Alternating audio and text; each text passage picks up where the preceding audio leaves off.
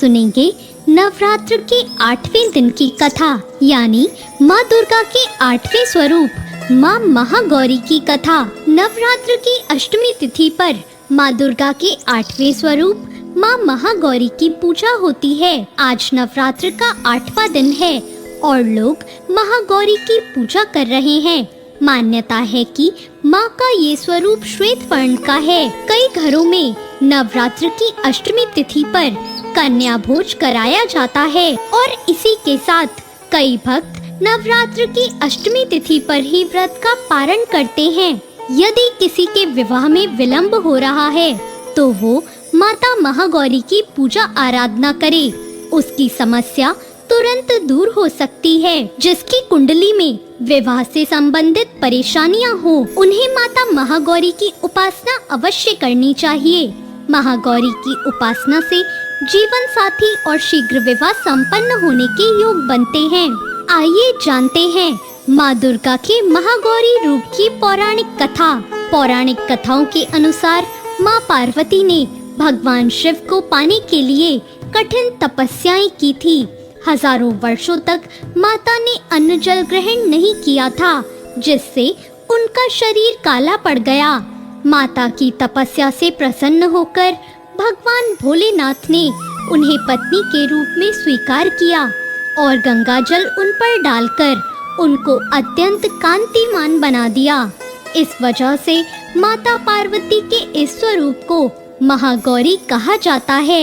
मान्यता है कि माता के इस स्वरूप की पूजा विधिवत करने से सौंदर्य की प्राप्ति होती है और घर में सुख समृद्धि का वास होता है। पर महागौरी के वर्ण को लेकर एक अन्य कथा भी है, जिसके अनुसार माँ को अपना ये रूप ब्रह्मा जी के आशीर्वाद से मिला है। कालरात्रि के रूप में सभी राक्षसों का वध करने के बाद भोलेनाथ ने देवी पार्वती को काली कहकर चिढ़ाया। इस पर माता ने उत्तेजित होकर ब्रह्मा जी की कड़ी तपस्या की। ब्रह्मा जी ने देवी से प्रसन्न होकर माँ पार्वती को साक्षात दर्शन दिए और हिमालय के मानसरोवर में स्नान करने के लिए कहा, जिसके बाद माँ का शरीर दूध की तरह सफेद हो गया। माता के इसी स्वरूप को महागौरी कहा जाता है। माता महागौरी का स्वरूप बहुत ही उज्जवल, कोमल, श्वेत वर्ण और श्वेत वस्त्रधारी है।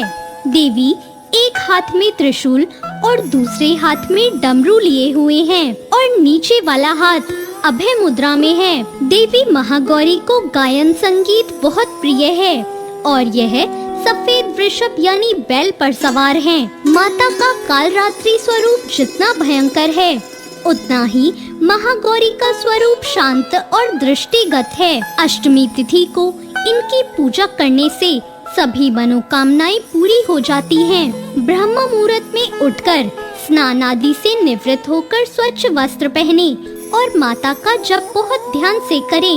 इसके बाद पूजा स्थल पर गंगा जल से छिड़काव करें और 5 देसी घी के दीपक जलाएं और फिर माँ महागौरी की पूजा शुरू करने से पहले माँ के कल्याणकारी मंत्र ओम देवी महागौर्ये नमः का जाप करें।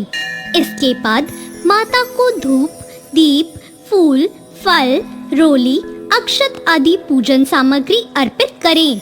महागौरी की पूजा में सफेद फूल अर्पित करें और नारियल या नारियल से बनी चीजों का भोग लगाएं।